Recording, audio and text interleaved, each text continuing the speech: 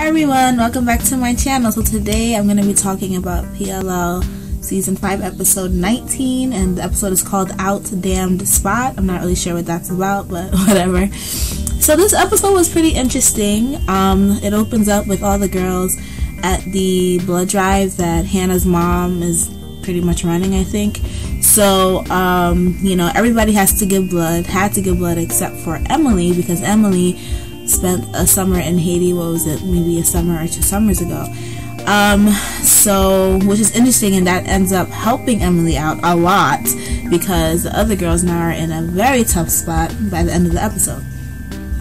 But something interesting that happened while they were there, Mike comes in out of nowhere and makes a little noise on the side, and it looks like he stole a cookie, but then they realize that the fridge with all the blood inside of it is open, so he stole some vials of blood.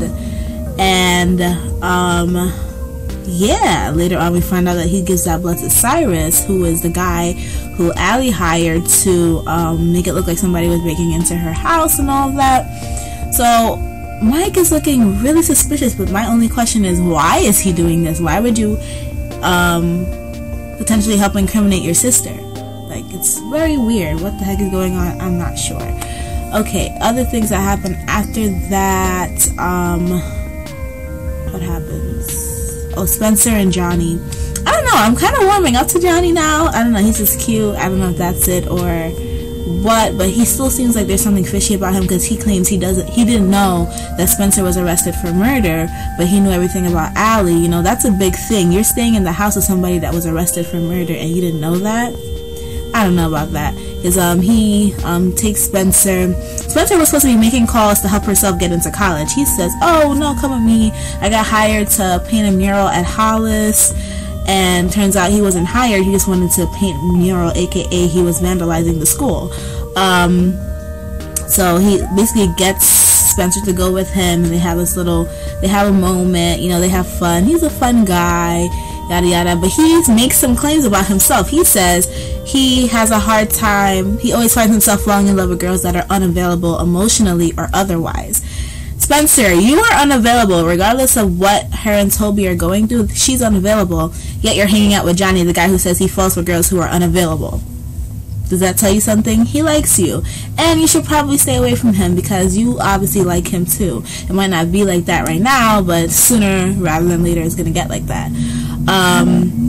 And yeah, so that whole thing happened, and Spencer finds out that he wasn't really hired by Hollis, but he just wanted her to get out and have a good time. She wouldn't have come otherwise. He wanted him to loosen up. So then he finds out there that Spencer was arrested for murder, so she can't do things like that, because, you know, if she messes up again, she wants to get into college, and she's already, like, on the fence with college and all of that. So that happened. What else happened? Oh, Talia. Emily and Talia, you know, they're starting their little relationship. Talia is sus too. Why are you gonna ask somebody what's your biggest fear? You don't ask somebody that. They should want to feel comfortable with you to open up and tell you that. I'm not telling you my biggest fear. I don't know you like that. No. And obviously Emily's biggest fear is probably gonna be A, or, you know, whatever the case may be. So well, she like brings Emily to where she had her first kiss, yada yada, all this stuff. They have their little moment, everything's all lovey-dovey. But then later on, when what's her face, Emily's with Ezra, she notices that Talia's last name is different from the last name she knows it as. She sees Mendoza when it was something else, and she finds out Talia's married. Like, what? First of all, I want to know how old Talia is, because Talia's like, oh yeah, I got married right after high school, and because they were high school sweethearts since 9th grade, yada yada. And she's not divorced because her and her husband are best friends. If you guys are not together, divorce. No, just don't. No. And then you're mad sus about it. There's no reason for you to be married if that's the case, you know. I feel like there's more to the story, but who knows. So yeah, that happened. Oh, Emily spilled the beans that Arya might be going to Savannah, Georgia for school, and Ezra did not know that yet, so that kind of caused a little rift. And when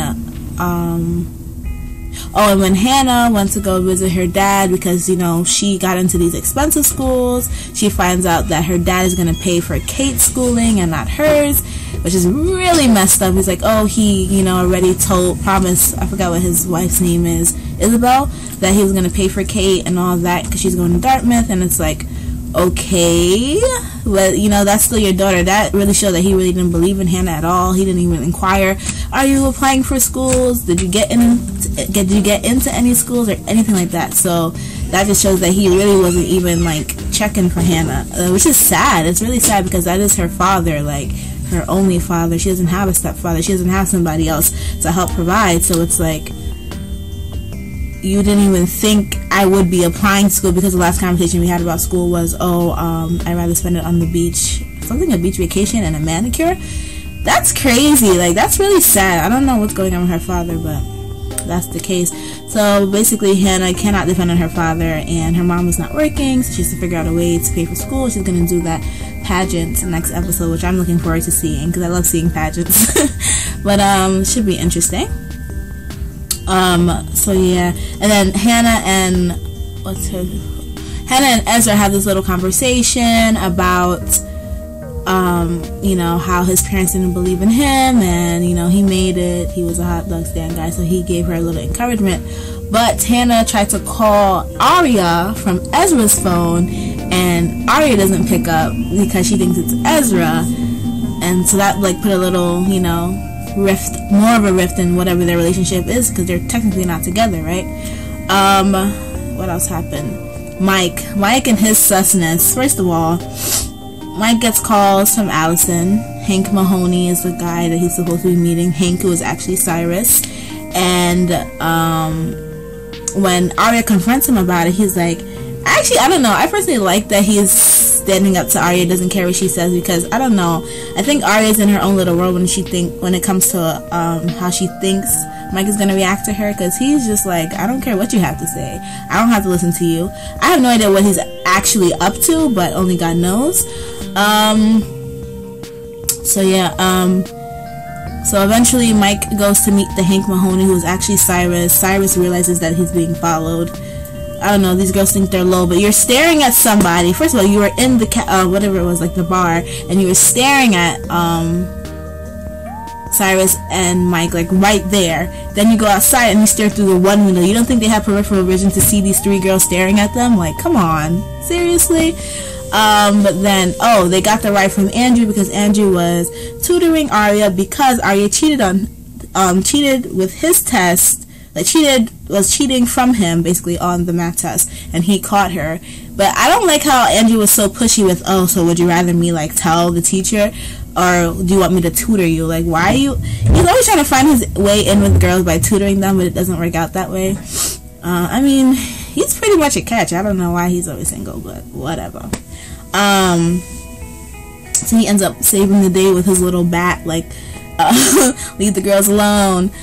When Cyrus confronts Emily, Spencer, and Arya, because he realized they were following him, he's like, I don't like to be followed, maybe we could do an exchange. But I want to know, what would the exchange be? Like, their blood for what? But that doesn't happen because Andrew shows up. So at the end of the episode, we see what's his face, or whoever, like, still watching that little video that they recorded of Hannah saying her whole plan of what she's gonna do to get rid of the barrel, and dropping Hannah's blood on, I think that was what's her face, Mona's clothes. So I don't know how this is gonna play out. Next episode, Hannah's gonna be doing the pageant. They know that somebody has their blood. They know A has their blood, obviously, by the end of this episode. Oh, and Mike was staring in Spencer's window? Like, what a creep! I don't understand what he's doing. That's my only thing, is like, why is he, like, staring into Spencer's window? This is your sister and her friends. What is going on? The thing about people is they always want to be so secretive, and it's like, what is your plan? What is your motive? What are you doing? And we don't know. Who knows what's gonna happen next episode? It was really vague, the promo. All I remember is Hannah's gonna be doing that pageant and other stuff. I forgot, honestly. Oh, but yeah, also Hannah's mom finally told head that she cheated on him and she does want to marry him. So we'll see how that plays out too. Who knows? It was a good episode, I think. It was very, it wasn't super, like, plot moving when it comes to, like, A and all that. We found out little things here and there. Cyrus is still around. Clearly Mike is helping out, what's his face, unless there's somebody in jail, somebody else in jail that, you know, they're working together. Mike, Cyrus, and that person are working together because, whatchamacallit, Cyrus and Allison aren't really supposed to be talking to each other anymore. Allison was supposed to be meeting up with Cyrus the day that Mona got killed, but he never showed up. So I don't really know what's going on there. Who knows? Leave your thoughts about this episode down below. I'm trying to keep these recaps shorter because I know I can be long-winded when it comes to talking. But yeah, leave your thoughts about this episode down below. If I forgot anything, definitely comment down below. Let me know. Thank you guys for watching. Like the video if you like the video. Subscribe for future videos. And I'll see you guys in my next video. Bye!